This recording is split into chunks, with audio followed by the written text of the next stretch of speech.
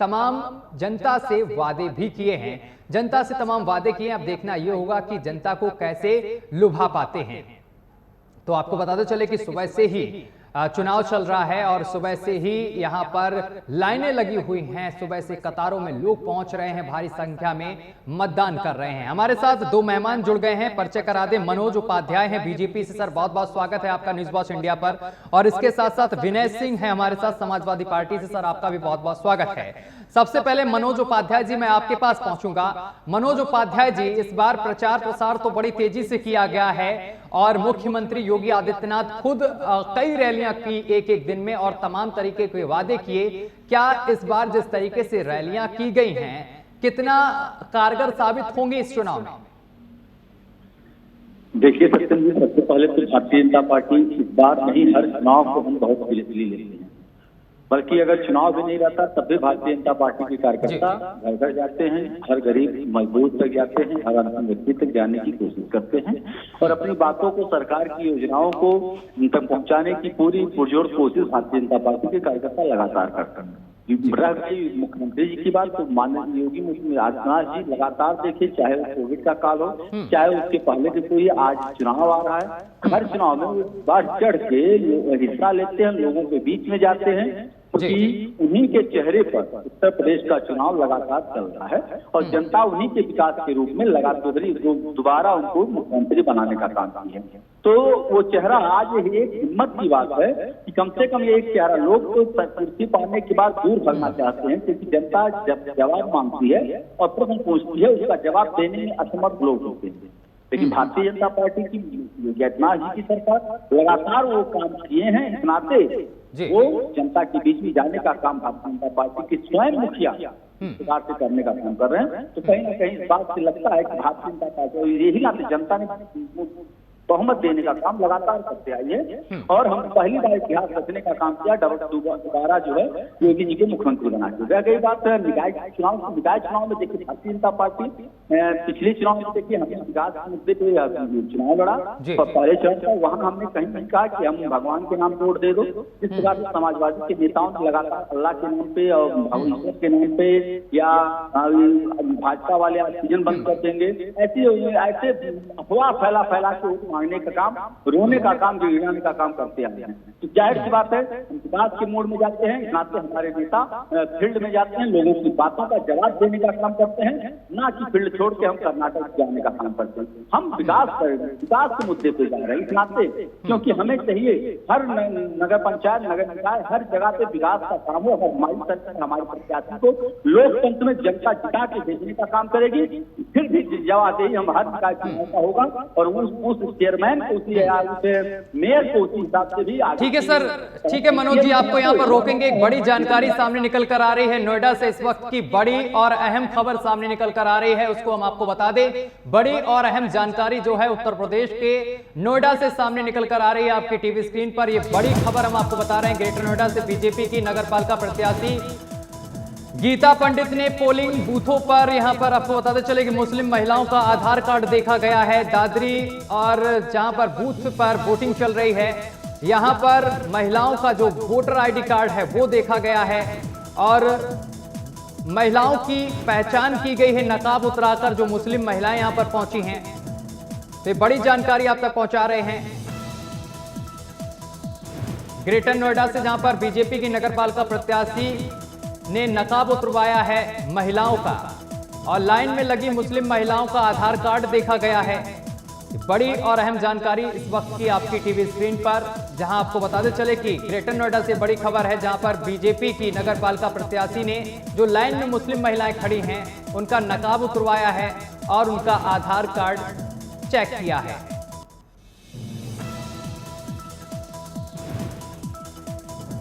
तो ग्रेटर नोएडा से बड़ी जानकारी आप तक पहुंचा रहे हैं। गीता पंडित ने पोलिंग बूथों पर महिलाओं का नकाब उतरवाया है।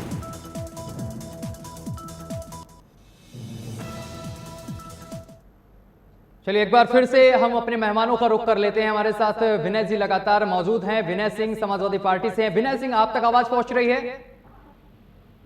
पहुंच रही है। विनय सिंह जी, समाजवादी पार्टी का जो गढ़ है मैनपुरी, इटावा, औरैया, ये तमाम जो जिले हैं ये बहुत महत्वपूर्ण रखते हैं अपने आप में अगर वोटों की बात की जाए, लेकिन यहाँ पर जो आपके प्रत्याशी हैं वो बागी होते हुए नजर आए हैं। अगर बात की जाए भरथना की, तो भरथना से जो अजय यादव को जब टिकट दिया गया तो मनोज जी बागी हो गए और हाथी पर सवार हो गए और आपकी पार्टी के खिलाफ ही चुनाव लड़ रहे हैं।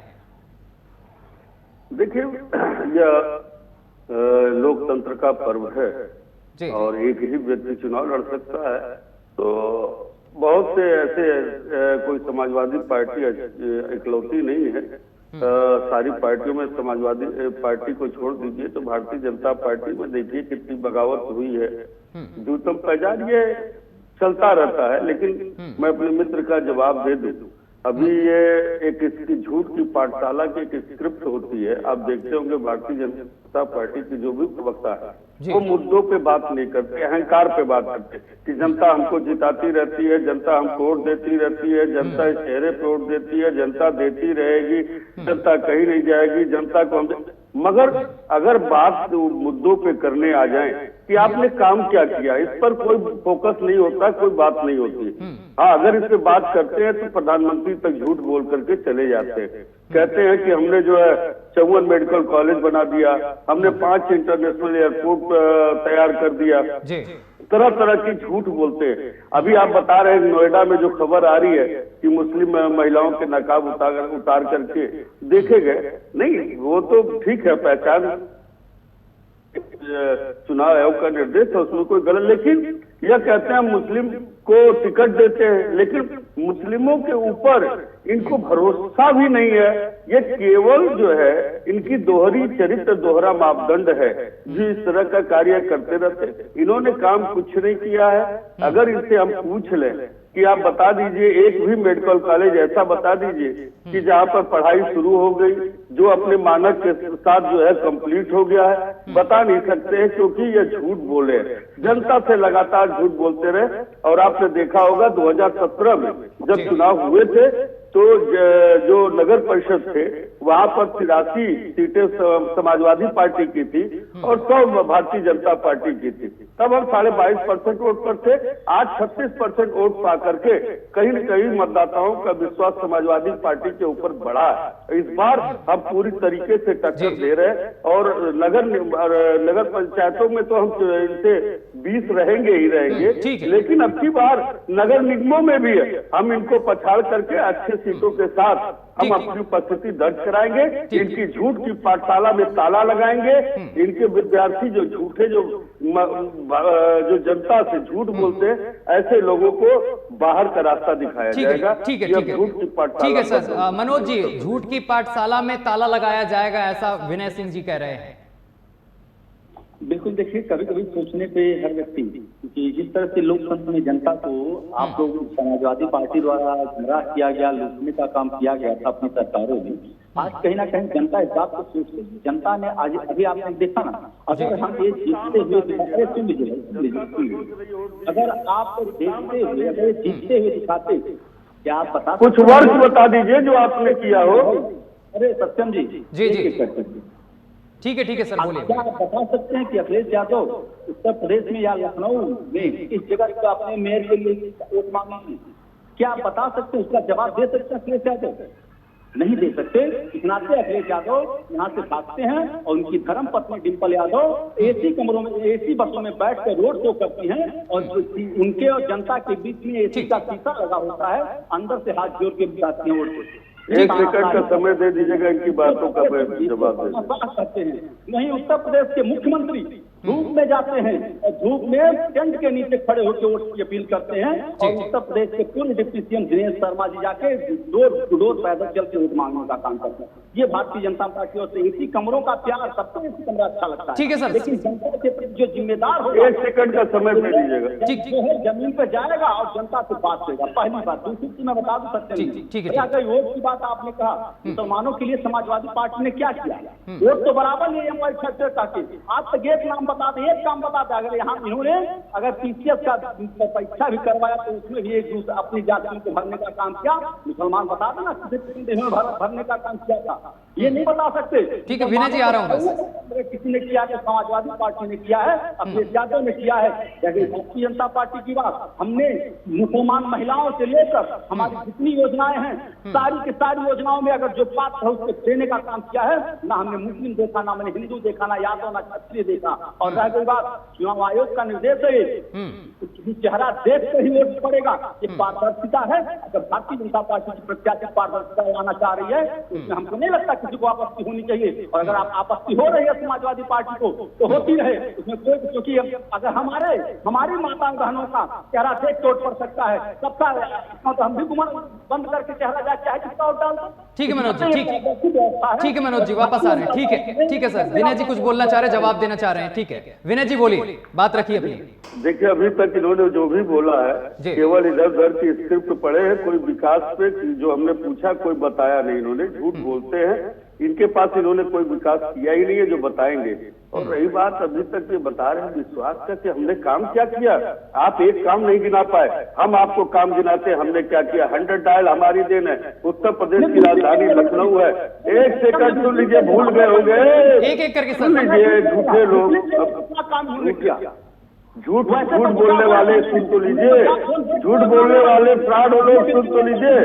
हमने कैंसर हॉस्पिटल दिया, हमने संस्कृत विश्वविद्यालय दिया, हमने इटाना स्टेडियम दिया, हमने लोहिया अस्पताल दिया, हमने जो है आगरा एक्सप्रेसवे दिया, हमने जो है रिवर फ्रंट दिया, हमने मथुरा में जो है मल्टी स्टोरी जो है स्टैंड दिया, हमने वहाँ का सौंदर्यीकरण में दिया, हमने गोरखपुर में दिया, हमने बहराइच का मेडिकल कॉलेज दिया, हमने बदायूं का मेडिकल कॉलेज दिया, हम कितना गिनाए, हमारे पास तो बहुत लंबी लिस्ट है। मान्यवर आपसे एक नहीं बता पा रहे हैं, आप झूठे फ्रॉड लोग हैं, जनता को गुमराह आपने किया है, जनता से झूठ आप बोले। अगर ताकत ठीक है सर, ठीक है सर, वापस आते हैं। एक बड़ी खबर आ रही है, दर्शक लोग बता दें, एक बड़ी जानकारी इस वक्त की आपकी टीवी स्क्रीन पर, जहां आपको बताते चले कि अभद्रता का आरोप लगाया है एक प्रत्याशी ने। बड़ी खबर इस वक्त की आपकी टीवी स्क्रीन पर, जहां आपको बताते चले बुलंदशहर में बीजेपी कार्यकर्ताओं पर अभद्रता का आरोप है। सपा प्रत्याशी अर्चना ने यह आरोप लगाया है। बड़ी जानकारी इस वक्त की आपकी टीवी स्क्रीन पर, नगर पालिका अध्यक्ष पद की प्रत्याशी हैं अर्चना। बड़ी और अहम जानकारी आप तक पहुंचा रहे हैं और फूट फूट कर रोई है प्रत्याशी। उन्होंने बीजेपी कार्यकर्ताओं पर अभद्रता करने का आरोप लगाया है। बड़ी और अहम जानकारी आप तक पहुंचा रहे हैं, तमाम तस्वीरें हम आपको दिखा रहे हैं, जहां पर आपको बताते चले कि बुलंदशहर में यह आरोप लगाया गया है। नगर पालिका अध्यक्ष हैं अर्चना, जिन्होंने ये बड़ा आरोप लगाया है बीजेपी कार्यकर्ताओं पर अभद्रता करने का ये आरोप लगाया गया है। बड़ी और अहम जानकारी इस वक्त की, सपा प्रत्याशी अर्चना ने वे बड़ा आरोप लगाया है। यमुनानगर बूथ का ये पूरा मामला है, जहां पर बीजेपी कार्यकर्ताओं की दबंगई सामने निकल कर आई है। ये बड़ा आरोप लगाया गया है समाजवादी पार्टी की प्रत्याशी की तरफ से। अर्चना ने ये पूरा आरोप लगाया है।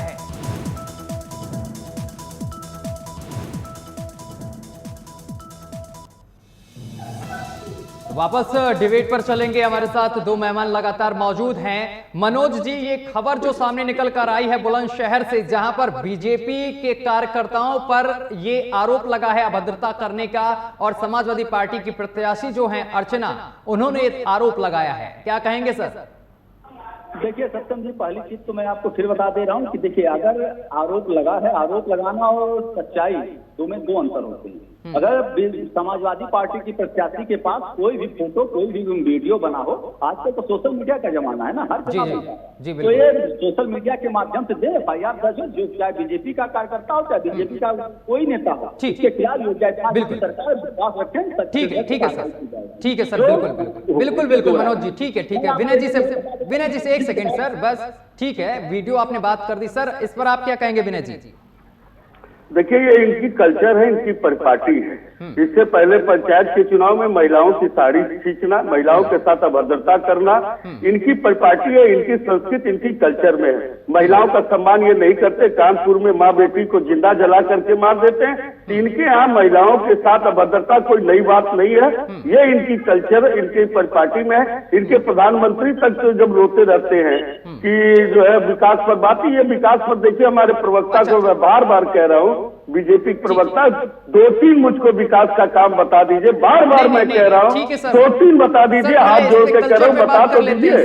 सर एक सेकंड, कल्चर आपने बताया, बीजेपी का ऐसा कल्चर है, मारपीट करते रहते हैं और आपने साड़ी खींचने का भी आरोप लगाया। लेकिन मुझे आप ये बता दीजिए, कल की एक खबर है अमेठी के गौरीगंज की, जहां पर आपके विधायक साहब है जो समाजवादी पार्टी के राकेश प्रताप सिंह, उन्होंने बीजेपी प्रत्याशी यानी कि रश्मि सिंह के पति के साथ, दीपक सिंह के साथ खूब मारपीट की, जिसका वीडियो सामने निकल कर आया। इस पर आप सर क्या कहेंगे? अच्छा ये बताइए, हिस्ट्री सीटर, अगर कोई हिस्ट्री सीटर हो, अभद्रता करे, उसकी पूरी हिस्ट्री सीट आपने देखा है? 3-3 बार का गैंगस्टर है, राजपुका, तमाम ऐसे अपराधों से अलंकृत था वो व्यक्ति। अब आप उससे उम्मीद करते हैं बदमाशी नहीं कर रहा होगा? तो उसको मारा जाएगा, वो भी थाने के अंदर मारा जाएगा सर, थाने के अंदर घुस के मारा जाएगा। कानून नाम की एक चीज है हमारे देश में। अरे भाई कानून, अगर कानून होता तो पुलिस अभिरक्षा में आप बताइए कि लोगों को गोली मार दी जाती भारतीय जनता पार्टी के शासन में। ठीक, मनोज जी से जवाब ले लेते हैं। ठीक है, ठीक है। विधायक के साथ जो है बदतमीजी कर रहे, पुलिस जब मुख्य दर्शक बनी हुई है, ठीक है, पुलिस तो इनके इशारे पर काम कर रही है। ठीक है, मनोज जी जवाब दीजिए इस पर। उम्मीद आप करते हैं कि अरे अंदर, अब आप बताइए, आप कह रहे हिस्ट्री सीटर को मारा, अगर हिस्ट्री सीटर को कोई मारेगा तो उससे बड़ा हिस्ट्री सीटर होगा तभी मारेगा। आप भूल रहे कि आप दूसरी चीज है, अतीत के मरने से, अतीत के मरने से अपराधी है जिसने अतीक अहमद को की हत्या किया, अपराधी अतीक अहमद की हत्या करने वाले सरकार का नाम बताइए। इस बात के लिए कि ये लगातार जो है हिंदुओं के खून की नदियों को प्यासे रहते हैं। ठीक है, एक बार रोकेंगे आप सभी को। एक बड़ी जानकारी सामने निकल कर आ रही है, अपने दर्शकों को दे दें। फर्जी मतदान की खबर सामने निकल कर आ रही है बदायूं से। बड़ी और अहम जानकारी इस वक्त की दर्शकों को हम बता दें, जहां पर आपको बताते चले बदायूं से बड़ी जानकारी है। बुर्का पहनकर 3 महिलाएं कर रही थी फर्जी मतदान। तीनों महिलाओं को पुलिस ने हिरासत में ले लिया है। दातागंज कस्बे के बूथ नंबर 6, 7 और 8 का ये पूरा मामला है। बड़ी और अहम जानकारी बदायूं से, जहां पर बुर्का पहनकर 3 महिलाएं फर्जी तरीके से मतदान कर रही थी और इन तीनों महिलाओं को पुलिस ने हिरासत में ले लिया है। दातागंज के बूथ संख्या 6, 7 और 8 का ये पूरा मामला है। फिलहाल पुलिस ने इनको हिरासत में ले लिया है और इनसे लगातार पूछताछ की जा रही है।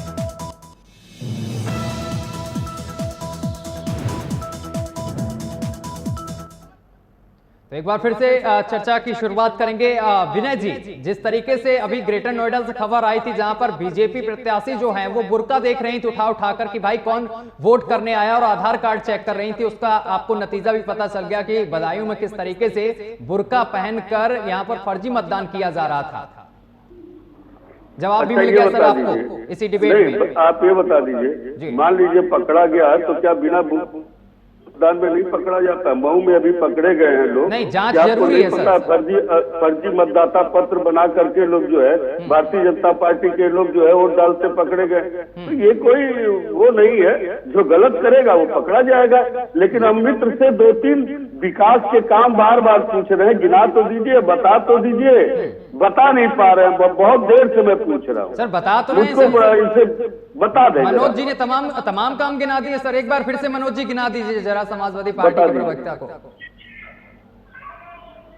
देखिए, पहली चीज तो आपने कहा, आपकी बातों से हम शुरू करेंगे। इससे ये नहीं कहेंगे कि आखिर पकड़े गए, ये खुल के कह नहीं सकते, उनके खिलाफ सख्त कार्रवाई करे ये सरकार, ये नहीं कह सकते, क्योंकि उससे कहने से इनका वोट बैंक कम हो जाएगा। रह गई विकास की बात, हम अपने मित्र से पूछना चाहते हैं, कोई ये 3 मेडिकल कॉलेज बता दें या एक बता दें जहाँ काम शुरू होके काम शुरुआत में हुआ। रह गई, मैं बता दे रहा हूँ, मैं अपना बनाया वो बता दे रहा हूँ, बता देना। समझे, ऐसे नहीं चलेगा भाई, आप सुनिए ना। अरे हम झूठ बोल रहे हो, हम बता रहे हैं ना, हम बता रहे हैं। अरे सुन लीजिए भाई, अब सुन लीजिए, थोड़ा ध्यान रख लीजिए। देखिए, कोई ऐसा गांव नहीं है जहाँ पे हम प्रधानमंत्री आवास के तहत सबको भरना। अरे मेडिकल कॉलेज आप बता दीजिए, आप बोल रहे थे ना। अरे बता दीजिए तब आगे बढ़िए, आप बता दीजिए तब आगे बढ़िए। नहीं अरे भाई क्या कर रहे हैं आप, बता दीजिए तब आगे बढ़िए। अभी गांव का बता दीजिएगा, पहले मेडिकल कॉलेज बता दीजिए। कहिए को किसी को जनता ने बार बार रिपीट किया है, आप सुनिए ना कहें। अरे वो रिपीट पता चलेगा, घबराइए नहीं। 1975 के बाद जो है संघ को जो है 88 में जो है विलय करना पड़ा, 2 सीट पर रहते थे। आज जनता को बेवकूफ बना करके अगर सत्ता में आ गए हैं तो आप समझ रहे हैं, लिखवा लिए क्या?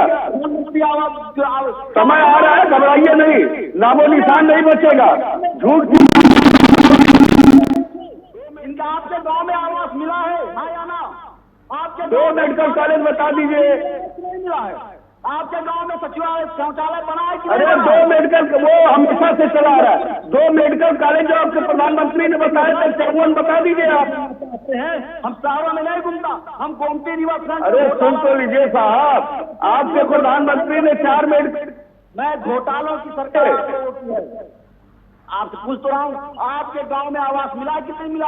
हाँ या ना में बता दो। 2 मेडिकल कॉलेज आपके प्रधानमंत्री ने 54 बताया था, 2 बताइए, आप 2 बताइए। मिला कि नहीं मिला आपके गांव में? आप 2 मेडिकल कॉलेज बता दीजिए, 1 इंटरनेशनल एयरपोर्ट बता दीजिए, लखनऊ में 1 ईंट बता दीजिए, लखनऊ के अंदर 1 ईंट बता दीजिए। चलिए ठीक है सर, मुद्दे पे आते हैं। समाजवादियों की, क्योंकि जब विकास की बात। अरे दिक्कत समाजवादियों की नहीं है, झूठे फराड लोगों की है। भारतीय जनता पार्टी झूठ की पाठशाला चलाती है, वो स्क्रिप्ट नहीं चलेगा, आसाराम बापू का प्रवचन नहीं चलेगा। लेकिन काम बताओ, काम बताइए आपके गाँव में। लेकिन आप सर बताइए, मेडिकल कॉलेज बता दीजिए 2 ठो। आज के प्रधानमंत्री जी ने जनता जनार्दन का शपथ लेके कहा था, बता दीजिए, बता दीजिए। और पानी पी लीजिए तब बता दीजिएगा, बता दीजिए। जिन्होंने कोरोना वैक्सीन को भी किसी के। अरे पहले मैं 2 मेडिकल कॉलेज बता दीजिए, मैं आगे चलता हूँ, उस पर भी बात कर लेंगे। 2 मेडिकल कॉलेज बता दीजिए, 2 मेडिकल कॉलेज बता दीजिए। चलिए तो प्रभु, मैं तो कह रहा हूँ 2 मेडिकल कॉलेज बताइए तो प्रभु। आप अपने बताइए क्या आवास? आप 2 मेडिकल कॉलेज बताइए, 1 इंटरनेशनल एयरपोर्ट बताइए, लखनऊ में 1 ईंट कहीं लगाया हो तो बताइए। आप बताइए ना, विकास का आयाम आपने कहाँ शुरू किया? खून की नदी। झूठ मत बोलिए, फ्रॉड बंद होगा, झूठ की पाठशाला में ताला लगेगा, ताला साथ देने का काम करेंगे। अच्छा ठीक है विनय जी, अगर आप पाठशाला में ताला ठीक लगेगा। है, लेकिन विनय जी आप ये बताइए, अगर आपकी पार्टी ने इतना काम किया है तो आपको जनता हर बार नकार क्यों देती है? वजह क्या है सर, एक बार बताइए। आपका अच्छा, ये आपका प्रश्न अच्छा है जी सर, हमने काम किया है, बिल्कुल आप बोल रहे हैं काम किया आपने, काफी चीजें गिनाई भी हैं यहाँ पर बैठ के, लेकिन मैं ये समझना चाहता हूँ, जनता भी समझना चाहती है, आखिर जनता आपको नकार फिर क्यों देती है और बीजेपी को क्यों अपना लेती है? आखिर बीजेपी में ऐसी क्या खासियत है? और बीजेपी ये भी कहती है जब से हम आए हैं उत्तर प्रदेश में बहन बेटियां रात में घूम सकती हैं, अपराध बिल्कुल 0 हो चुका है, अपराध लगातार कम हो रहा है, माफियाओं को मिट्टी में मिलाया जा रहा है। आप ये बताइए, क्या कानून का राज उत्तर प्रदेश में है? आप संविधान को मानते हैं कि नहीं मानते हैं? बाबा साहब भीमराव अम्बेडकर ने जो अधिकार दिया है उसको आप मानते हैं कि नहीं मानते हैं? जिस तरीके से कानून को खत्म किया जा रहा है, CRPC 21 के तहत जिस तरीके से लोगों की दैहिक स्वतंत्रता पे प्रतिबंध लगाया जा रहा है, दिन दहाड़े मार दिया जा रहा है, पुलिस अभिरक्षा में गोली, क्या संविधान को आप कहीं मानते हैं कि नहीं मानते? अगर संविधान को मानते हैं तो उत्तर प्रदेश में कानून का राज नहीं है। अगर आप संविधान को नहीं मानते हैं तो आप जो भी कह लीजिए। ठीक है सर, एक बड़ी जानकारी कन्नौज से, जहां पर समाजवादी पार्टी के नेता को पीटा गया है। बड़ी जानकारी इस वक्त की, जहां आपको बताते चले कि समाजवादी पार्टी के एक प्रत्याशी को पीटा गया है। बड़ी जानकारी सामने निकल कर आ रही है। तो पोलिंग बूथ पर सपा नेता को पीटा गया है। बड़ी जानकारी इस वक्त की, पुलिस के सामने सपा नेता की पिटाई की गई है। सपा अल्पसंख्यक प्रकोष्ठ के नेता को पीटा गया है और वीडियो भी सामने निकल कर आया है। तस्वीरें हम आपको दिखा रहे हैं, देख सकते हैं किस तरीके से नेताजी को पीटा जा रहा है और पुलिस के सामने पीटा गया है और पुलिस यहां पर मूक दर्शक बनी रही है। तमाम तस्वीरें हम आपको दिखा रहे हैं, देख सकते कि किस तरीके से समाजवादी पार्टी के नेता को पीटा गया है, वीडियो भी वायरल हुआ है। गुरसाएगंज का ये पूरा मामला है और बीजेपी कार्यकर्ताओं पर मारपीट करने का आरोप है। तो समाजवादी पार्टी के नेता को जमीन पर गिराकर पीटा गया है। तो तस्वीरों में आप देख सकते हैं कि पुलिस भी आसपास खड़ी है और पुलिस यहां पर मूक दर्शक बनी हुई है और कुछ लोग पीटते हुए नजर आ रहे हैं और जो लोग ये पीट रहे हैं उनको बीजेपी के कार्यकर्ता बताया जा रहा है। तो बड़ी खबर हम आपको बता रहे हैं। अब मनोज जी क्या कहेंगे इस पर, जवाब दीजिए। आपके कार्यकर्ताओं पर मारपीट करने का आरोप लगा है और विजुअल भी सामने निकल कर आए हैं। देखिए सत्यम जी, मैंने पहले कहा कि आरोप लगना अलग चीज है, अब जनता के बीच में गलत काम करेंगे तो सर तस्वीरें झूठ नहीं बोलती। देखिए तस्वीरों को लेकर मैंने अमेठी वाली खबर को लेकर मैंने विनय जी से सवाल किया था कि तस्वीरें कल निकलकर सामने निकल कर आई, आपके नेताजी ने बीजेपी के कार्यकर्ता को पीटा है, बीजेपी के जो प्रत्याशी थी वहां पर रश्मि सिंह के पति को पीटा। लेकिन अब ये तस्वीरें और सामने निकल कर आई हैं जहां पे आपके कार्यकर्ताओं ने समाजवादी पार्टी के नेता को पीटा। नहीं, हम तो कह रहे हैं, आप हमारी बात तो एक्सेप्ट करिए। हम कह रहे हैं कि कार्यकर्ताओं पे वो लगा हुआ है, ठीक है कार्यकर्ता अगर, लेकिन जब जनता के बीच में गलत करेंगे तो जनता पीटेगी। जनता को इस नाते मैं आपको कह रहा हूँ क्योंकि जनता के से बड़ा कोई लोकतंत्र सर यहाँ जनता थोड़ा नहीं पीट रही, बीजेपी के कार्यकर्ता पिटाई कर रहे हैं। बीजेपी का कार्यकर्ता है कि जनता है, तो आरोप समाजवादी का लग रहा है ना। अब इसको जांच के विषय में रखिए, जांच होगी, जारी की बात होगी। हमने कहा पहले भी कहा दिया था कि अगर वो कार्रवाई गलत होगा, कार्यकर्ता हो चाहे नेता, उसके खिलाफ कार्रवाई होगी, ऐतिहासिक पक्का करेंगे। मैं तो खुले चैलेंज आपको दे रहा हूँ और अब मैं बताना चाहूंगा अपने मित्र से भी, निश्चिंत रहे, बिल्कुल होगा कार्रवाई। लेकिन अब ये अब कोई जनता के बीच में जनता के साथ क्या काम है इनके, ऐसे कोई तरीका थोड़ी शुरू कर रहा है। अरे आप गए होंगे, कोई मामला रहा होगा इनका, अब इसको देख जांच के दायरे में रखिए। जब जांच की एजेंसियां अपने काम पुलिस वाले करके आपको बता देंगे। और पुलिस वाले सर वहां पर मूक दर्शक बने हुए खड़े हुए हैं, बीच बचाव तक नहीं कर रहे हैं। भैया देखिए, मैं वहां ना हूं ना आप हैं। नहीं, मैं तो तस्वीरें सर दिखा रहा हूँ। हम और आप हर जगह नहीं हो सकते, हम और आप भगवान तो है नहीं कि हर जगह मौजूद हो जाएंगे। मैं वीडियो भी मेरी मोबाइल पे दिख नहीं रहा है कि मैं क्लियर आपकी बात को क्या कहूँ। पटना की बात, अगर जो दोस्ती होगा, चाहे पुलिस वाला हो, चाहे जनता हो, चाहे भाजपा का नेता हो, बिल्कुल कार्रवाई होगी। ये जानिए उत्तर प्रदेश में योगी आदित्यनाथ जी का था, इसके लिए निश्चिंत रहें। ठीक है विनय जी, आप तक आवाज पहुंच रही है? विनय जी, इस घटना को लेकर सर आपका क्या कहना है? देखिए, भारतीय जनता पार्टी गुंडई करने को उतारू है। सरकारी मशीनरी का दुरुपयोग आज से नहीं पहले से हो रहा है। पुलिस जो है भारतीय जनता पार्टी के लिए काम कर रही है, जनता के लिए काम नहीं कर रही है, ये सबको पता है। जिस तरीके से अभी तक पिछली जितनी भी घटनाएं हुई हैं, आप देखिए पुलिस हमेशा मूक दर्शक ही बनी रही है। उत्तर प्रदेश में संविधान का कोई मतलब नहीं रह गया, कानून का राज खत्म हो चुका है, जंगल राज कायम है। मैं बार बार कह रहा हूँ, उत्तर प्रदेश में संविधान की हत्या करके जंगल राज कायम है। बाबा साहब के लिखे हुए संविधान जो अधिकार दिए हैं उसका गला घोटा जा रहा है। कहीं न कहीं से हर वर्ग के उत्तर प्रदेश में अन्याय हो रहा है और यह समय आ गया है, भारतीय जनता पार्टी का सफाया होने वाला है। तो सर इस बार के चुनाव में क्या लगता है आपको, क्योंकि आपका तो आरएलडी के साथ गठबंधन भी है? बिल्कुल, सबका भारतीय जनता पार्टी का भी अपना दल यश के साथ गठबंधन है।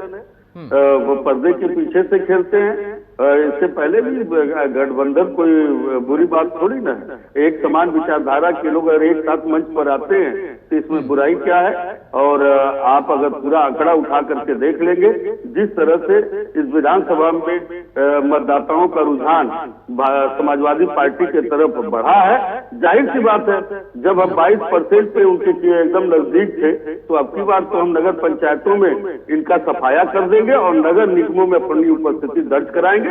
ये तय है। गोरखपुर का चुनाव देख लीजिए, तो मुख्यमंत्री का जिला है, तो वहां पर हम नगर निगम का चुनाव जीतने जा रहे हैं, डंके की चोट पर जीत रहे हैं। ठीक है सर, आपसे भी मैं प्रतिक्रिया चाहता हूं। मनोज जी, आप भी हमारे साथ जुड़ गए हैं एक बार फिर से। मनोज जी, क्या लगता है, आखिरी प्रतिक्रिया मैं चाहता हूं कि क्या लगता है इस चुनाव में आपको?